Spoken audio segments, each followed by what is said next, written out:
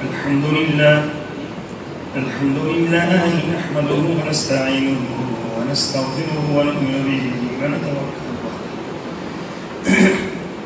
ونعوذ بالله من شرور أنفسنا ومن سيئات أعمالنا من يهده الله فلا مضل له ومن يضلل فلا هادي له وأشهد أن لا إله إلا الله وحده لا شريك له وأشهد أن محمدا عبده ورسوله أما بعد فإن أحسن الكلام كلام الله وأحسن الهدي هدي محمد صلى الله عليه وسلم وشر الأمور محدثاتها وكل محدثة بدعة وكل بدعة ضلالة وكل ضلالة في النار. قال الله تبارك وتعالى في القرآن المجيد: أعوذ بالله السميع العليم من الشيطان الرجيم. بسم الله الرحمن الرحيم. لا تجد قوما يؤمنون بالله واليوم الآخر يوادون من حاد الله ورسوله ولو كانوا آباءهم أو أبناءهم أو إخوانهم أو عشيرتهم أولئك كتب في قلوبهم الإيمان وأيدهم بروح منه ويدخلهم جنات تجري من تحتها الأنهار خالدين فيها رضي الله عنهم ورضوا عنه أولئك حزب الله ألا إن حزب الله هم المفلحون. اللهم صل على محمد وعلى آل محمد كما صليت على إبراهيم وعلى آل إبراهيم إنك حميد مجيد. اللهم بارك على محمد وعلى آل محمد كما باركت على إبراهيم وعلى آل إبراهيم إنك حميد مجيد. سبحانك لا علم لنا إلا ما علمتنا إنك أنت العليم الحكيم.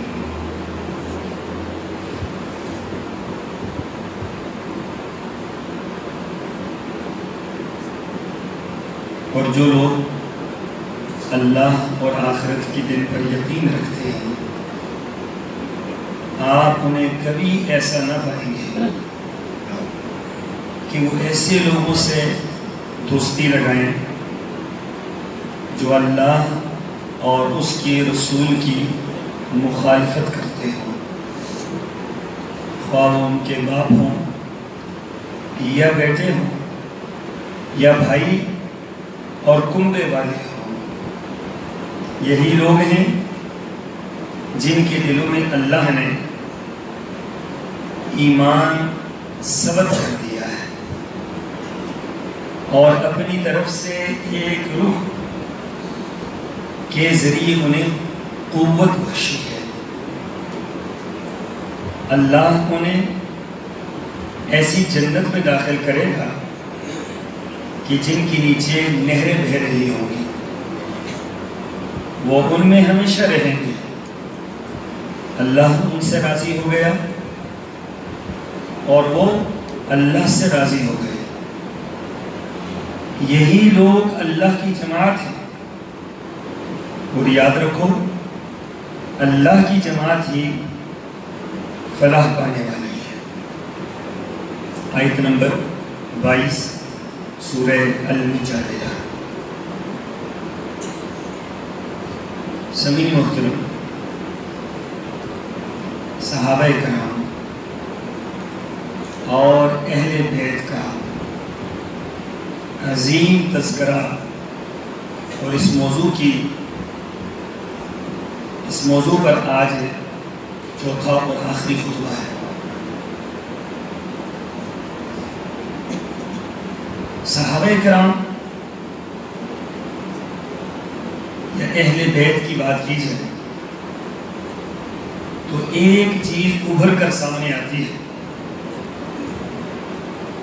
کہ ان لوگوں کا سب سے زیادہ تعلق، گہرا تعلق، عظیم تعلق اسلام سے تھا۔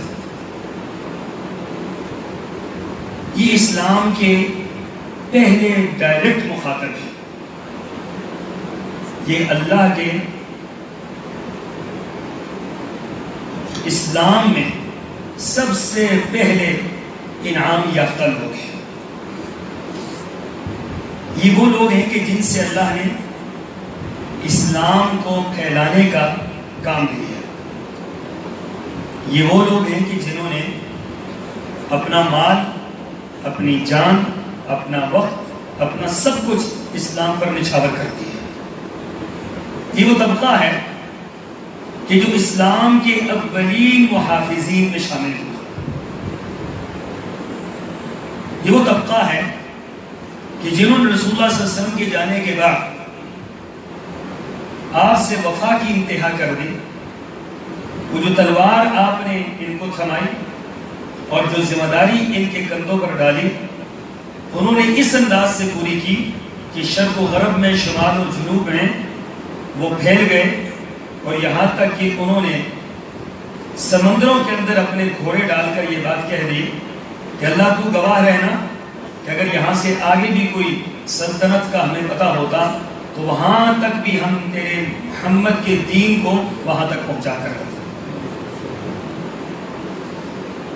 جان ساری کی ایسی ایسی مثالیں صحابہ کرام اور اہل بیت نے دنیا کے سامنے رکھی کہ اس کے بعد قیامت تک ایسی مثال کوئی پیش نہیں کر سکتا ہے۔ اس لیے ہم یہ بات کہتے ہیں کہ آج اگر کوئی شخص نعوذ باللہ من ذالک صحابہ کرام کو طعن و تشنیع کا نشانہ بناتا ہے، اس کا مطلب کیا ہے؟ اس کا مطلب یہ ہے کہ وہ اسلام کے اہم ترین ستون، محافظ ستون کو وہ گرانا چاہتا ہے۔ جب آپ صحابہ کو برا کہتے ہیں اس کا مطلب ہے کہ دین کس کے ذریعے ہمیں پہنچا؟ صحابہ کے ذریعے۔ قرآن کنہوں نے جمع کیا؟ صحابہ نے۔ احادیث کنہوں نے جمع کی؟ صحابہ نے۔ نماز کے طریقے کنہوں نے دیکھے؟ صحابہ نے۔ راویان حدیث کون ہیں؟ صحابہ ہیں۔ اہل بیت کے مناقب اور فضائل بیان کرنے والے کون ہیں؟ صحابہ ہیں۔ تعلق اور رشتہ داریاں کن کی آپس میں ہیں؟ صحابہ اور اہل بیت کی ہیں۔ تو گویا ہم جب صحابہ کو برا کہتے ہیں تو ہم اسلام کے تمام ستونوں کو گرانے کی ایک بہت بڑی سازش میں ملوث ہو جاتے ہیں۔ ہم قرآن پر بھی پھر ہمارا شک و شبہ آ جاتا ہے کہ اگر جو لوگ وہ اچھے نہیں ہیں تو قرآن کنہوں نے جمع کیا ہے؟ اگر وہ لوگ اچھے نہیں ہیں تو حدیث کنہوں نے جمع کی ہے؟ پھر بخاری اور مسلم، ابو داؤد، نسائی، ترمذی، ابن ماجہ، پھر حدثنا اور اخبرنا، پھر یہ سند حدیث کی ساری چیزیں پھر ختم ہو جاتی ہیں۔ اس لیے نتیجہ بڑا ہولناک اور بڑا خوفناک ہے اگر صحابہ کرام کے متعلق ہم اپنی زبان کو کچھ جنبش دیں۔ خیر اور بھلائی اسی میں ہے، اور ایمان کا تقاضا بھی یہی ہے، اور رسول اللہ صلی اللہ علیہ وسلم کی محبت کا تقاضا بھی یہی ہے، اللہ کی محبت کا تقاضا بھی یہی ہے، اہل بیت اور صحابہ کرام سے محبت کا تقاضا بھی یہی ہے کہ جو قرآن اور جو حدیث کہتے ہیں من وعن اس کو ہم مانیں۔ آج دنیا کے اندر چھوٹا سا نقشہ آپ کے سامنے ہے، اور آپ 57 ممالک ہیں دنیا کے اندر، اور آپ کے پاس دنیا کی ہر طرح کی بڑی فوجیں بھی موجود ہیں، اسلحہ بھی موجود ہے، ایٹمی قوت بھی موجود ہے، دنیا کے بہترین میزائلوں کے آپ سانے بھی ہیں، تیار کرنے والے بھی ہیں، سب کچھ آپ کے پاس موجود ہے، دنیا کی دولت بھی آپ کے پاس ہے، گہرے سمندر بھی آپ کے پاس ہے، میزائل افروزیں بھی آپ کے پاس ہیں، تیل کے ذخائر بھی آپ کے پاس ہیں، سونے اور چاندی ہیرے جوہرات کے ذخائر بھی آپ کے پاس ہیں، اس کے باوجود ہم جا کر امریکہ سے بھیک مانگتے ہیں کہ جناب آپ ہمارے لیے کچھ کریں۔ اس کا معنی یہ ہوا کہ ہمیں اللہ پر اور ہمیں اسلام پر یقین نہیں ہے۔ رسول اللہ صلی اللہ علیہ وسلم کی مبارک زمانہ میں کیسر و کسرا نہیں تھے، کیسر بھی تھا، کسرا بھی تھا۔ اس زمانے کے آپ یوں سمجھیے جس طرح چائنا اور امریکہ ہے، دو بڑی سپر پاور ہر دور میں رہی۔ رسول اللہ صلی اللہ علیہ وسلم کے زمانے میں کیسر بھی تھا، کسرا بھی تھا، اور یہ آپس میں شدید ترین مخالف تھے۔ اللہ کے رسول صلی اللہ علیہ وسلم کو کسی نے کہا کہ آپ کیسر کا ہم نوا اور کیسر کو بنا لیں یا کسرا کو بنا لیں، تو آپ نے فرمایا کہ نہیں، اسلام ایک ایسا مذہب ہے جو کسی کی غلامی اس طرح قبول نہیں کرتا، جو کسی کی امداد اس طرح قبول نہیں کرتا۔ اسلام ایک حقانیت کا مذہب ہے، یہ اپنی حقانیت خود منواتا ہے۔ ایمان ہمارے اندر ہوگا، اسلام ہمارے اندر ہوگا، دین ہمارے اندر ہوگا، اللہ کی مدد ہمارے ساتھ ہوگی۔ اور پھر آپ نے یہ فرمایا کہ سنو، آج تم کہتے ہو کہ کیسر و کسرا کی مدد لے لی جائے، ایک وقت ایسا آئے گا کہ اذا ہلک کسرا فلا کسرا بعدا، جب کسرا ہلاک ہوگا تو اس کے بعد قیامت تک کوئی کسرا پیدا نہیں ہوگا۔ تو دنیا نے دیکھا کہ کسرا تباہ ہوا، کیسر ختم ہوا، اور اسلام کیسر و کسرا کے محلات پر قابض ہوا۔ اس کی بنیاد میں پیچھے کیا تھا؟ پیچھے ایمان تھا۔ اس کی بنیاد اسلام سے محبت تھی، اللہ پر اعتماد تھا، اللہ پر توکل تھا، اللہ پر یقین تھا۔ ہمیں اللہ پر یقین نہیں ہے، ہمیں اعتماد نہیں اسلام کی تعلیمات پر، اس لیے ہم یہ کہتے ہیں کہ ہمارے فیصلے یہود و نصارہ کریں۔ یہی طرز عمل اگر صحابہ کرام کا ہوتا تو کیا کہیے گا کہ چائنا میں قتیبہ بن مسلم چائنا تک پہنچتے، قتیبہ بن مسلم چائنا تک پہنچ گئے، اور چائنا کی سرحد پر 10,000 کا لشکر لے کر کھڑے ہیں۔ اس وقت چائنا کی آبادی بھی بہت زیادہ تھی، بہت بڑی آبادی تھی، اور خاقان چائنا کا اس وقت بادشاہ، اس کا نام خاقان تھا۔ اس نے کہا یہ کون لوگ ہیں یہاں آ کر بیٹھ گئے ہیں، جا کر ان سے پوچھو کہ یہ کیا چاہتے ہیں۔ تو قتیبہ بن مسلم کہتے ہیں کوئی 3 باتیں جو اسلام نے اور رسول اللہ صلی اللہ علیہ وسلم نے سکھلائی۔ اسلام بدلتا نہیں، یہ فطرت ہے، فطرت کبھی نہیں بدلتی۔ لوگ کہتے ہیں نا 1400 سال گزر گئے ہیں، دنیا بدل گئی ہے، انقلابات آ رہے ہیں، آپ ایک سوئی سے شروع ہوئے اور آج ایٹم بم آپ نے بنا لیا ہے، تو لہٰذا بدلنا چاہیے، تبدیلی آنی چاہیے۔ اللہ کے بندو، اسلام میں فطرت میں تبدیلی نہیں آ سکتی۔ وہ جیسا 1400 سال پہلے تھا آج بھی ایسے ہی ہے، اور قیامت تک کیسے رہے گا؟ فطرت کیسے بدلے؟ اگر آپ فطرت کو بدلنا چاہتے ہیں تو پھر بڑی معذرت کے ساتھ آپ کھاتے کہاں سے ہیں؟ منہ سے کھاتے ہیں، 1400 سال بیت گئے ہیں، بلکہ ہزاروں سال بیت گئے ہیں، منہ سے کھاتے ہیں، اب کان سے کھانا شروع کر دیں۔ بدلیں اس کھانے کو، کھانے کے اتنے عرصے سے منہ سے ہی کھا رہے ہیں تو کانوں سے کھائیں، یا یہ ہے کہ کانوں سے بولنا شروع کر دیں، یا یہ ہے کہ زبان سے سونگنا شروع کر دیں، تو ایسا نہیں ہوگا، کبھی بھی ایسا نہیں ہوگا۔ جو فطرت ہے وہ ہمیشہ اپنی جگہ پر رہتی ہے۔ صدیاں بیت گئی ہیں، آنکھوں سے دیکھا جاتا ہے، زبان سے بولا جاتا ہے، ناک سے سونگا جاتا ہے، کانوں سے سنا جاتا ہے، ہاتھوں سے پکڑا جاتا ہے، پاؤں سے چلا جاتا ہے۔ صدیاں بیت گئی ہیں، صدیاں بیت جائیں گی، یہ اپنی جگہ پر قائم رہے گی، یہ چیز یہ کبھی نہیں بدلے گی۔ ایسے ہی اسلام فطرت ہے، وہ کبھی نہیں بدلتا۔ ہمیں بدلنا پڑے گا، اپنی جگہ سے اسلام کے مطابق آنا پڑے گا، ہمیں اپنے آپ کو بدلنا پڑے گا۔ اور تبدیلی حقیقی وہی ہوتی ہے کہ جس میں ہم اپنے آپ کو چھوڑ کر اسلام کے مطابق ہو جائیں، جس میں ہم اپنے آپ کو پیچھے ہٹا دیں اور اسلام کو سامنے لے آئیں، جس میں اپنے مفادات، اپنی ترجیحات، اپنی باتیں، اپنی چیزیں سب کچھ پیچھے چھوڑ دیں اور اللہ اور اس کے رسول کی بات کو سامنے لے آئیں، تو پھر آپ کی کامیابی ہی کامیابی ہے۔ تو قتیبہ بن مسلم جب بیٹھے تو خاقان نے کہا کہ جا کر پوچھو ان سے یہ کیوں آئے۔ تو اس وقت اس کے 7 بیٹے تھے، اور 7 ملک کہلاتے تھے چائنا کے، 7 بڑے بڑے صوبے تھے چائنا کے اس ٹائم، آج تو بہت زیادہ صوبے ہیں اس میں۔ تو جب وہاں آئے مذاکرات کرنے کے لیے، انہوں نے کہا کیا چاہتے ہیں؟ کہا ہماری تو سیدھی سی دعوت ہے، 3 ہی باتیں ہیں۔ پہلی بات یہ ہے کہ آپ اسلام قبول کر لیں، ہم اسلام کی دعوت دینے کے لیے آپ کو آئے۔ انہوں نے کہا اچھا اگر یہ ہم نہ کریں تو پھر کیا ہوگا؟ کہا پھر دوسری بات ہے، وہ کیا کہا؟ جزیہ میں اللہ کی زمین پر رہنا ہے تو اللہ کے باقی اللہ کی زمین پر کیسے رہ سکتے ہیں؟ لہذا رہنا ہے تو جزیہ دو۔ کہا اگر یہ بھی نہ دے تو پھر تم کہاں وہاں سے اٹھ کر آگے بدو، وہاں وہ حجاز سے اٹھ کر آگے، اور یہاں ہم سے تم مانگ رہے ہو جزیہ؟ ہماری زمین پر ہم رہ رہے ہیں اور ہم ہی تمہیں جزیہ دیں؟ انہوں نے کہا یہ تو آپ کو دینا پڑے گا۔ کہا اگر یہ بھی نہ کریں پھر کیا ہے؟ کہا پھر ہماری تلواریں فیصلہ کریں۔ تو تلوار پر قتیبہ بن مسلم کی جو تلوار تھی اس پر چیکڑے بندے ہوئے تھے، کپڑے بندے ہوئے تھے اس کے اوپر، ٹوٹی ہوئی تلوار تھی۔ تو وہ ہنس کر کہتا ہے ٹوٹی ہوئی تلوار سے آپ چائنا فتح کرنے آئے ہیں؟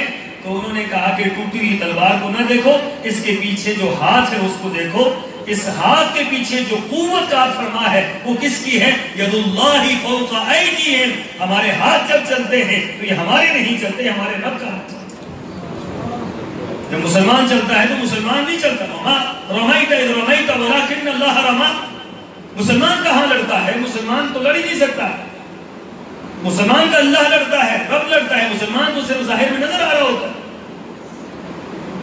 فرمایا کہ تم نے کب قتل کیا؟ قتل تو اللہ نے کیا، ولیکن اللہ قتلہم، مار تم رہے تھے، بظاہر تلواریں تمہاری چل رہی تھی، ہاتھ تمہارے استعمال ہو رہے تھے، لیکن پس منظر میں کس کی طاقت قوت کار فرما تھی؟ میرے اللہ کی۔ یہ اعتماد کی کمی ہے، یہ یقین کی کمی ہے، اس لیے ہم پریشان ہیں کہ کوئی ہاتھ ہمارے سامنے آئے نا، کوئی ہاتھ ہمارے سامنے کھڑا ہی نہ ہو۔ ہم یہ سمجھتے ہیں کہ ہم ان سے کیسے، ہم نے کب مقابلہ کرنا ہے؟ مقابلہ تو کس نے کرنا ہے؟ یہی فرمایا تھا نا کہ تم اپنی طاقت اور قوت لے آؤ اور میں اور میرا اللہ آئیں گے اور پھر دیکھیں گے کہ میدان کا منظر کیا ہوتا ہے۔ تو جنگ بدر کے اندر پھر ہوا کیا کہ فضائے بدر پیدا کر فرشتے تیری نصرت کو اتر سکتے ہیں گردوں سے قطار اندر۔ قطار اب بھی تو کیا چیز تھی جو بدر کے اندر آئی، اور بدر کے اندر تھوڑے سی مٹھی بھر لوگ بہت زیادہ لوگوں پر غالب آئے، تو یہ غالب کرنے والا کون تھا؟ طاقت اور قوت تو میرے اللہ کی۔ یہ صحابہ کرام کا نظریہ، اہل بیت کا نظریہ تھا دنیا کے اندر، اور اسی نظریے کو سامنے لے کر وہ چلے، اسی نظریے نے دنیا کے اوپر ان کو فتح سے نوازا۔ تو اس نے کہا اگر تلواریں، میری تلوار ٹوٹی ہوئی تلوار کے ساتھ آئے ہو، کہا کہ اچھا ٹھیک ہے، ایک ڈھال لے کر آیا، بڑی مضبوط سی ڈھال، وہ چائنا کا جو اس ٹائم کا کمانڈر تھا، اس نے کہا یہ ڈھال ہے، اس کو ذرا مارو نا یہ تلوار۔ تو وہ کن تلوار تھی، ٹوٹی ہوئی تلوار تھی۔ قتیبہ بن مسلم نے جب وہ تلوار ماری تو وہ ڈھال دو ٹکڑے ہو گئے۔ جب دو ٹکڑے ہوئی تو وہ کام اٹھا، اس نے کہا اتنے مضبوط ہاتھ، کیونکہ یہ تو ہاتھ ہی کاٹ سکتے ہیں، تلوار تو ویسی ٹوٹی ہوئی۔ وہ جا کر اس نے بادشاہ خاقان کو جا کر رپورٹ دی کہ بادشاہ سلامت، حالات بڑے خراب ہیں، کوئی جنگجو لوگ آ گئے ہیں، دیہاتی لوگ ہیں، وہ تو مرنے مارنے میں تیار ہیں، ان کی کن تلواریں نہیں اتنی چلتی ہیں اتنی ہماری تو سیدھی تلواریں نہیں چلتی۔ کہا کیا کرنا ہے؟ جان گیا، پہچان گیا کہ یہ کون لوگ ہیں، ان کے ساتھ مقابلہ ممکن نہیں ہے۔ کہا جی کہ وہ یہ کہتا ہے کہ آپ جزیہ دیں یا اسلام قبول کریں یا مقابلہ کریں۔ تو کہنے لگا جاؤ جا کر جزیے پہ صلح کر لو، جاؤ جا کر جزیے پہ صلح کر لو، ہم ان کو ٹیکس دیں گے، وہ ہمارے ساتھ صلح کر لیں۔ اب قتیبہ بن مسلم کے پاس آئے تو قتیبہ بن مسلم جو تھے انہوں نے قسم اٹھا لی، انہوں نے کہا تھا کہ اللہ کی قسم ہے چائنا کی زمین کو میں اپنے پاؤں کے نیچے رون دوں گا پھر میں واپس جاؤں۔ تو جب وہ آیا کہنے لگا جی آپ کی شرط تو مان لی گئی ہے، کہانی میں نے قسم اٹھائی تھی، یہ قسم میں نے پوری کرنی ہے، چائنا کی زمین کو میں نے اپنے پاؤں کے نیچے روننا ہے پھر میں نے جانا ہے۔ وہ کہنے لگے کہ یہ تو ہماری بڑی بےزتی ہوگی اور بڑی انسلٹ ہوگی کہ ہم نے آپ کی شرائط بھی مان لی اور پھر بھی آپ ہمارے اوپر جو ہے آئیں گے۔ انہوں نے کہا پھر ایسے ہو سکتا ہے، ہماری ایک شرط ہے۔ کہا وہ کیا؟ کہا کہ 7 بادشاہ کے بیٹے ہیں، بادشاہ کے بیٹوں کو ہم آپ کے سامنے لاتے ہیں اور ان کو آپ کے سامنے پیش کرتے ہیں، آپ کے سامنے وہ بیٹھیں گے، آپ ان کی گردنوں پر مٹی لگا لیں اور اپنے پاؤں ان کے اوپر رکھ لیں تو پھر ہماری عزت بچ جائے گی، اگر ایسا ہو تو ہم بھی آپ کے ساتھ ہیں۔ انہوں نے کہا ٹھیک ہے لے آئیں۔ 7 بیٹوں کو سامنے لین میں رکھا گیا، ان کی گردنوں پر چائنا کی مٹی ڈالی گئی اور اس پر قتیبہ بن مسلم نے اپنا پاؤں رکھ کر اپنی قسم کو پورا کیا ہے اور دنیا کو دہشت زدہ کیا کہ خبردار اسلام کو تم اتنا کمزور نہ سمجھو، مسلمانوں کو اتنا کمزور نہ سمجھو۔ لاکھوں کی کروڑوں کی آبادی کے سامنے 10,000 کا لشکر آ کر کھڑا ہوتے ہیں، وجہ کیا تھی؟ اولئک کتب فی قلوبہم الایمان، کہ ان کے دلوں کے اندر اللہ نے ایمان لکھ دیا تھا، ایمان ثبت کر دیا تھا، دل کے اندر ایمان تھا، اسلام تھا، اللہ کا ڈر اور اللہ کا خوف تھا، اور پھر شہادت کی تمنا تھی، اور پھر دنیا کے اوپر اللہ کے دین کے غلبے کا جذبہ تھا جس نے ان کو یہاں تک پہنچایا تھا۔ یہی باتیں آج مفقود نظر آتی ہیں مسلمانوں کے اندر۔ وہ جو قرون اولیٰ کے لوگ تھے ان میں یہی باتیں تو تھی کہ جس سے وہ پوری دنیا پر پھیل گئے، اور پھر ان کی آپس میں محبتیں تھیں۔ آج ہم بٹے ہوئے ہیں۔ صحابہ اور اہل بیت کی آپس میں محبتوں کا اندازہ لگائیے کہ حضرت ابو بکر صدیق رضی اللہ تعالیٰ عنہ جب مال غنیمت تقسیم کرتے ہیں تو اہل بدر کے برابر، حالانکہ حضرت حسن اور حضرت حسین بدر میں شامل نہیں تھے، یہ تو اس دن چھوٹے تھے، لیکن اہل بدر کے برابر حضرت حسن اور حسین کو وظیفہ دیا کرتے تھے۔ کسی نے اعتراض کیا کہ اہل بدر کہاں اور حسن و حسین کہاں، اور آپ ان کے برابر ان کو دے رہے ہیں؟ تو انہوں نے کہا کہ تمہیں یہ معلوم نہیں ہے، اگر یہ بدری نہیں ہیں تو رسول اللہ کے نواسے تو ہیں، رسول اللہ کے نواسے تو ہیں۔ یہ اہل بیت کے ہاں ان کی محبت تھی کہ ان کو اہل بدر کے برابر وظیفہ دے رہے ہیں۔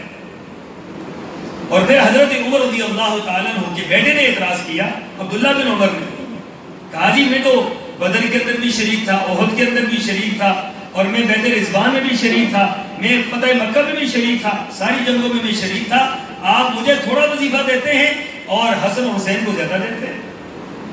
تو انہوں نے کیا فرمایا؟ انہوں نے کہا کہ تجھ سے حسن و حسین افضل ہیں، اور حسن و حسین کے والد تیرے والد سے افضل ہیں، اور حسن و حسین کے نانا کا کیا کہنا کہ وہ پوری کائنات پہ سب سے زیادہ افضل ہے۔ کہا کہ تم کیسے مقابلہ کر رہے ہو؟ اپنے بیٹے کو یہ بات کہہ رہے ہیں کہ تمہارا مقابلہ ان سے کیسے ہو سکتا ہے؟ تم تو عبداللہ بن عمر ہو، اور وہ حسین حسن ابن علی ہیں، علی ابن ابی طالب ہیں، اور ان کا تعلق کس سے ہے؟ ان کا تعلق محمد رسول اللہ سے۔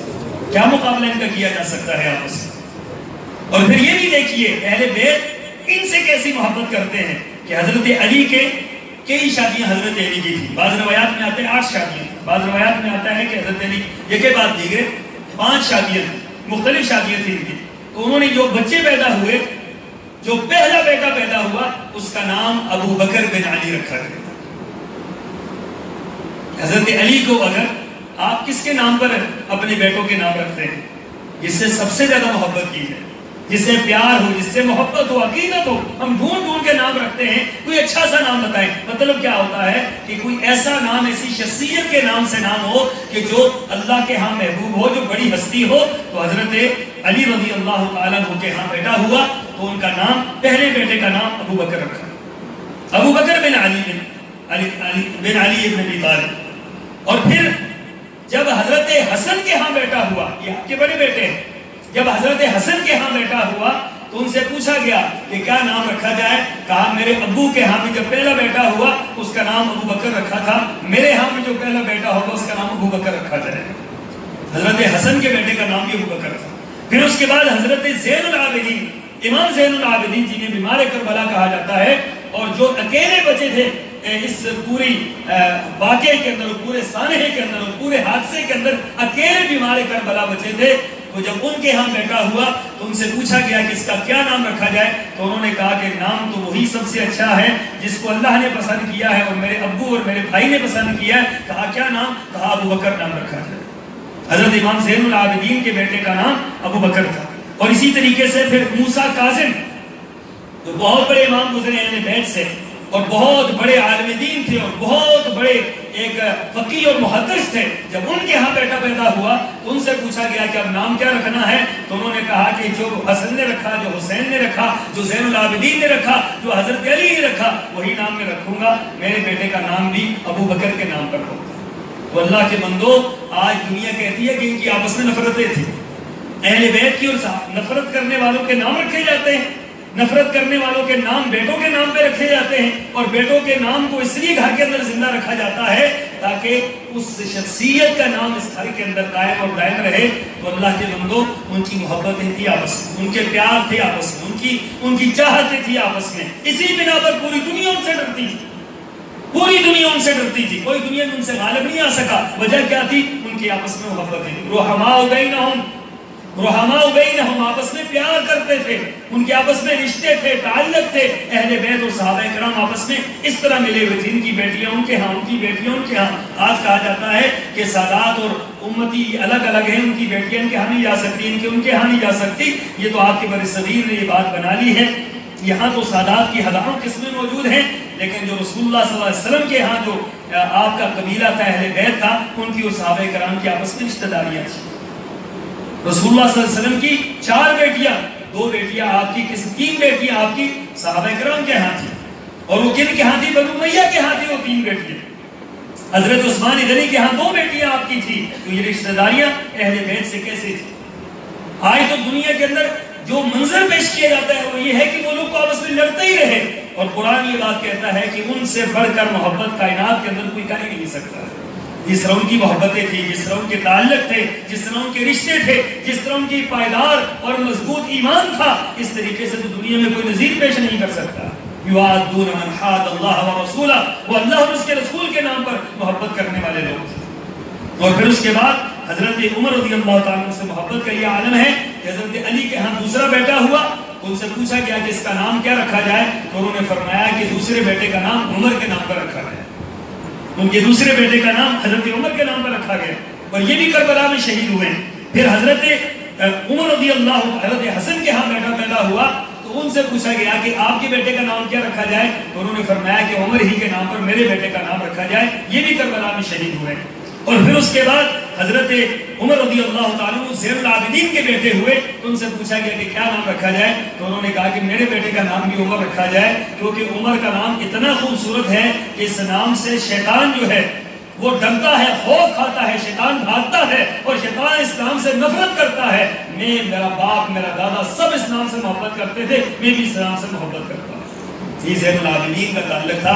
اور پھر دنیا یہ بات آج کہتی ہے کہ حضرت امیر معاویہ سے، نعوذ باللہ من ذالک، اہل بیت کی کوئی لڑائیاں تھی، اللہ کے بندو حضرت امیر معاویہ سے کیا لڑائی تھی کہ حضرت یہ بات مصدقہ، بالکل 100% مصدقہ یہ باتیں ہیں، اور اس کے حوالے یہ میرے ذمے ہیں، اور اس کی تصدیق یہ اللہ کے فضل و کرم سے ہر کتاب سے میں دینے کو تیار ہوں کہ حضرت امیر معاویہ رضی اللہ تعالیٰ عنہ، یہ عبداللہ بن جعفر، یہ رسول اللہ صلی اللہ علیہ وسلم کے چچا زاد بھائی تھے، جسے آل جعفر کہا جاتا ہے، آل عباس کہا جاتا ہے۔ پچھلی جمعے میں نے عرض کیا تھا کہ اہل بیت کون کون سے لوگ ہیں، ان میں آل عقیل ہے، آل جعفر ہے، آل عباس ہے، یہ سارے اہل بیت ہیں۔ تو ان میں آل جعفر جو ہیں، یہ ان کے ہاں جب بیٹا پیدا ہوا جعفر کے ہاں، تو انہوں نے پوچھا کہ نام کیا رکھا جائے، حضرت امیر معاویہ کا دور تھا، حضرت معاویہ امیر المومنین تھے، تو انہوں نے کہا کہ امیر المومنین سے میری محبت اتنی ہے کہ میرے بیٹے کا نام معاویہ رکھا جائے، معاویہ بن عبداللہ بن جعفر بن ابی طالب، اللہ اکبر، حضرت امیر معاویہ کے نام پر نام رکھا جاتا ہے۔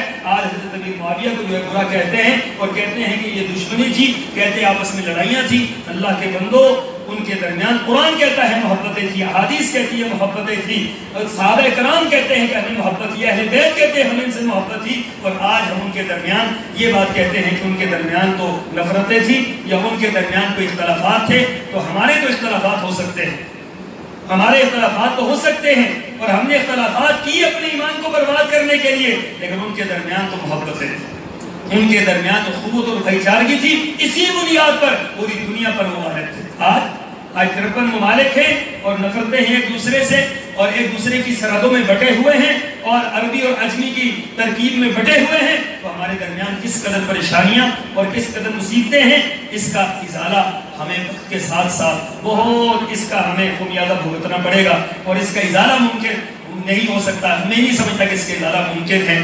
آج بھی دنیا کے اندر صحابہ کرام، اہل بیت اطہار، ان کی جو طرز عمل تھا، آپس میں اس کو اجاگر کرنے کی ضرورت ہے۔